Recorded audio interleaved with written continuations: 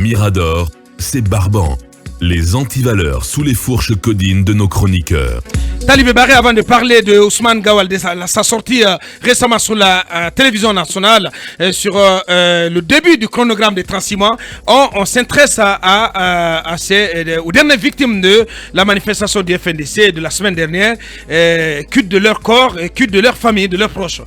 Oui, en tout cas, pour le moment, il n'y a pas d'information officielle parce que si vous partez sur le site Africa-Guinée, le site Africa-Guinée fait état justement de la fin de l'autopsie sur les corps des victimes du 28... Des manifestations du 28 et 29 juillet. 29 juillet, que les rapports et les factures de l'autopsie sont déjà prêts, remontés au ministère de la Justice. Ouais. Que pour ce qui est des deux dernières victimes, l'autopsie sur leur corps devait prendre fin hier. Alors ils ont demandé au nouveau porte-parole du ministère de la Justice, le juge Kairaba Kaba, qui dit ne pas disposer d'informations, en tout cas ne pas pouvoir s'exprimer sur le sujet sans avoir été autorisé au préalable par le ministre de la Justice. Ouais. Donc ce qui est vrai, c'est que les corps n'ont pas été rendus à leurs proches, aux familles, pour inhumation. Absolument. Ouais. On pourrait dire un mois après leur décès, en tout cas les victimes de 28 et 29 n'ont toujours pas été restitués, leurs corps n'ont pas été restitués à leurs différentes familles. C'est quand même grave, hein, franchement. On se pose des questions. Depuis près de 2 mois, parce que nous sommes le 24, ces manifestations ont eu lieu les 28 et 29 juillet, et jusqu'à date, les corps n'ont pas été rendus à leurs familles, aux proches pour inhumation. Oui, justement, une bonne question que nos confrères d'Africa-Guinée ont posée à Yaya Kairaba. Pourquoi alors n'a-t-on pas publié les rapports de ces autopsies? Puisqu'il en avait été le cas lorsque le jeune, en tout cas le premier qui est tombé, c'est Alpha Tcherno Mamadou Diallo. Vous vous rappelez comment le procureur général à l'époque, Charles White, a pris ce dossier à bras le corps. Il a pu faire une autopsie dans les meilleurs délais et le rapport d'autopsie avait été publié. On avait su. Pendant ce temps, si tu permets, si M. Pathé Diallo, qui est porte-parole de la famille de Alpha Omar Barry, fauché à l'âge de 16 ans la semaine dernière, en marge de la dernière manifestation du FNDC, il est à l'écoute, qu'il veuille bien décrocher l'appel de notre réalisateur. Allez-y, Talibé. Donc, à date, il n'y a pas aucun corps sur les 7, donc on dit 5 en juillet et 2 le 17 août dernier, aucun corps n'a été à date restitué à la famille ou à sa famille, et donc ça veut dire que en plus de souffrir de la perte de leurs enfants, ces familles sont encore dans l'expectative et doivent attendre on ne sait quoi. Bien. Pour on va essayer d'aller auprès d'une famille de victimes, celle de Alpha Omar Barry, pour être précis. Son porte-parole, M. Pathé Diallo, en direct. Bonjour, M. Diallo. Bonjour, monsieur Apaka. Bienvenue sur Film FM, Aïda Mirador. Dites-nous, à date, depuis le 17, jour de décès de votre proche, du jeune Alpha Omar Barry, qu'est-ce que vous savez de l'autopsie qui doit être effectuée et des conditions donc prévues pour l'inhumation? On apprend aussi que votre famille s'apprêterait à déposer une plainte contre X pour meurtre. Bon, évidemment, c'est effectivement cela. Quand on a perdu Alpha Omar, nous sommes allés vers l'autorité judiciaire qui directement a pris les choses au très grand sérieux. Oui. On nous a orientés vers le parquet est en train de faire son travail. L'autopsie, on nous a promis quand l'autopsie va finir, ils vont nous remettre le corps, on va l'enterrer dignement.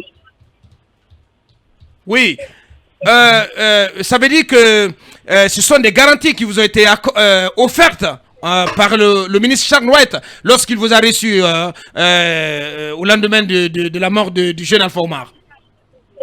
Oui, effectivement, il nous a donné toutes les garanties. Vraiment, il a compati aux douleurs que nous avons subies.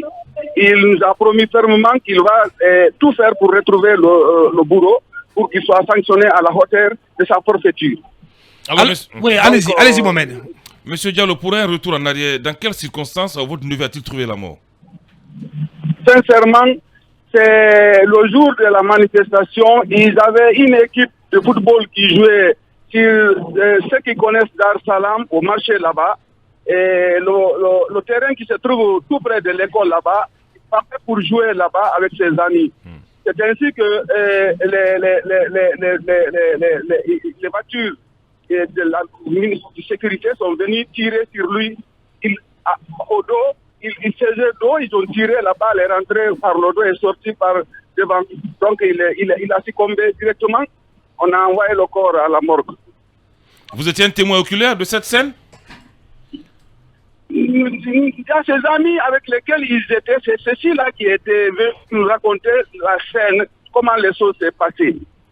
Bien, alors à date, quel est l'état d'esprit général au sein de la famille? Est-ce que vous vous sentez abandonné, vous vous sentez dans le flou? Qu'est-ce qui se passe exactement et qu'est-ce que vous réclamez à date? Allô? Allez, nous avons perdu la liaison avec M. Alpha Oumar, plutôt M. Pathé Diallo, que nous allons rappeler rapidement Ibrahim Babin Diallo pour donc conclure sur son intervention. On vient de l'entendre, Manu. Pour l'instant, les familles des victimes, Talib le rappelait, depuis les manifestations du 28-29 juillet, cela fait pratiquement un mois, aucune victime, en tout cas enregistrée à marge de ces manifestations du FNDC, n'a encore été enterrée. Oui, je pense que c'est un réel défi qui vient d'être lancé à l'appareil judiciaire parce que quand Charles Wright a réussi à le faire ici, on avait dit effectivement qu'il venait de placer la barre à un niveau suffisamment élevé pour faire comprendre à tout le monde que les juridictions guinéennes pouvaient rapidement conclure des enquêtes de ce genre. Maintenant, on est à pratiquement un mois pour les victimes de 28 et 29 juillet. Et jusqu'à aujourd'hui, les corps ne sont pas restitués. On apprend que l'autopsie quand même est terminée. C'est quand même... Pour les premières victimes. Pour les premières victimes. C'est curieux parce que avec Charles Wright, en moins d'une semaine, on avait les résultats des autopsies. Il les a rendus publics.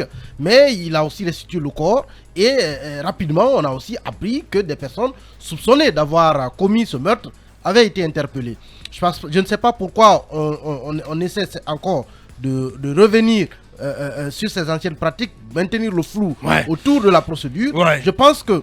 Parce que si on doit se donner plus d'un mois pour faire effectuer les autopsies, il est à se demander, il faudra combien de délai pour faire la lumière, pour boucler les enquêtes. Je crois que le ministre lui-même devait s'intéresser à ce dossier parce que en tant que procureur général, il sait que c'est possible. Il a réussi à le faire en quelques jours avec l'autopsie, avec la restitution du corps, mais aussi avec l'interpellation des agents présumés avoir commis le meurtre. Donc, je pense qu'il devait s'intéresser personnellement à ces deux dossiers-là, les victimes de juillet et celles du mois d'août, pour permettre aux familles, mais aussi à l'opinion publique, de savoir quelles sont les conclusions de cette autopsie et surtout aux familles de récupérer les corps, mais qu'on s'assure également qu'au moins des personnes sont soupçonnées ou des noms sont... Parce qu'in fine, Manu Mamadouri, ce que la finalité recherchée, c'est bien entendu